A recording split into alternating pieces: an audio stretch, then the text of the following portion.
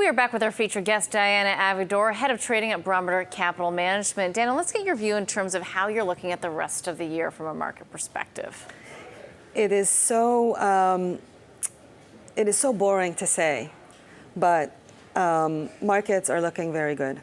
Global economies are looking good. The macroeconomics are not unfavorable.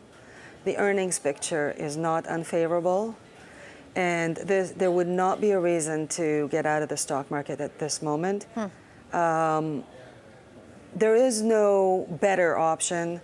We don't believe that with rates poised to stay still or go up, the bond market is a better option.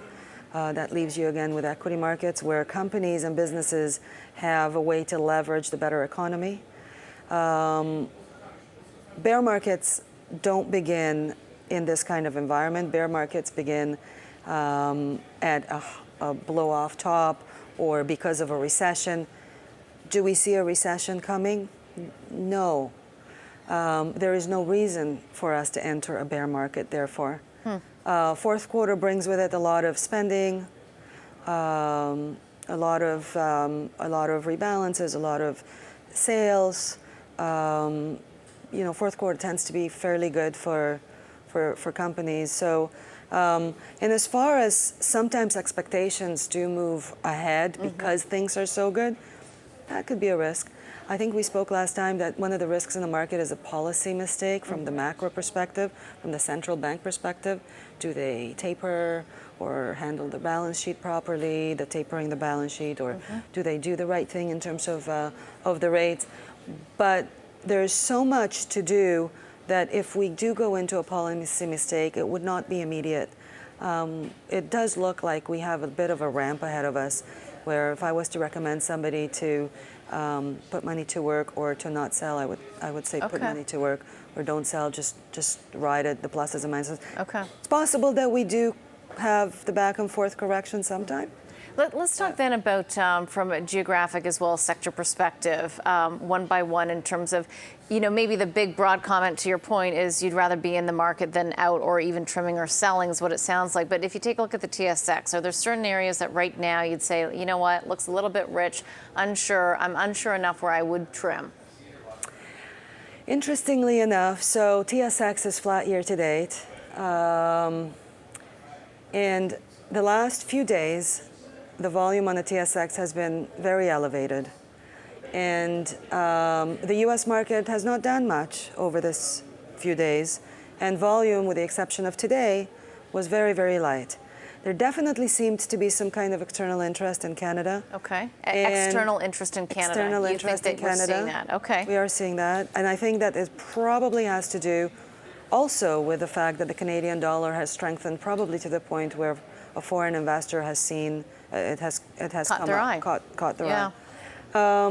We have had calls over the last month from strategists that they thought Canada was going to catch up.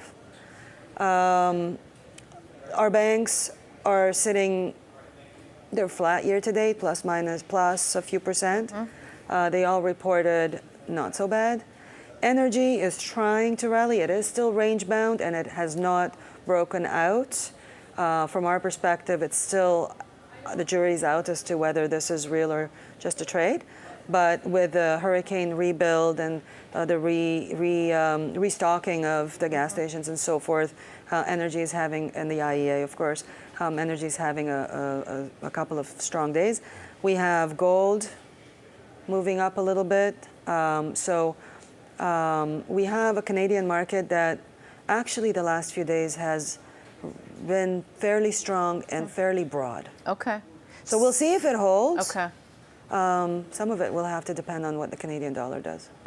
Let's take a look at how you're viewing the U.S., because I know you've got quite a bit of exposure there, and the ideas that you have for us today are U.S.-based. You've got Albemarle for one, AbbVie. What else and why do you have these two? So the reason I brought those two to your attention is because we never spoke about lithium, and we have not talked about pharma and biotech ever. We do talk about a lot about financials and technology. And we're still there. So the themes of financials stay relevant. Yield curve is currently flatter. It's possible that it steepens. If it does, that's a boost to the financials. But if it doesn't, there's plenty of other reasons, regulations, dividend growth, and that sort of thing to be there. And that's number one. Technology, we know the growth there for us represents an attractive place. And so what we've added since we last spoke was some healthcare. We are now, that would be our fourth largest sector weight. And one of the names is AbbVie. It has a drug that it is fantastic for about several autoimmune diseases, psoriasis, rheumatoid arthritis, and so forth, which looks very, very promising. And the other sector, we've discussed this before, industrials, and this is a chemicals company, Albemarle Lithium. And I think that, and the reason I brought it is because it's very timely. Just a week or two ago, China said they will ban the sale of cars with combustible engines powered by fossil fuels. They didn't say a year. 20. They didn't say a year, but they said it could take to 2040. But every single car company has some plan towards this EV strategy, electric vehicle strategy, and so. Yeah, but Albemarle's been known as kind of the go-to specialty chemical company in the United States. It's always been, I feel, a quality company and an early cycle company. Where are we, even though they're moving into lithium and have been, where are we from a cycle perspective for specialty chemicals? But this is a big deal.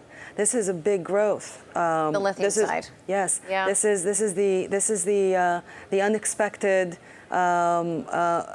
boost, right? And they're also vertically integrated, upstream, downstream production, and the mining of. There's also a question as to the supply source to these auto companies. So they're diversified geographically. And it's also I think the only large cap way to play this extra story. Okay. So I thought I'd bring it it's great. Is it a long-term story? I mean, it seems like... It does seem like a long-term story. Their analyst meeting went really well. They're talking about growth in the 30s, earnings growth in the 30s%, 35%, in a market that I think has gone up, tweaked expectations by, higher than 50%, and what was originally expected by 2021 on the back of this automotive shift. Okay. Dana, great to be with you. Thanks very much for coming in. Catherine. Thank you.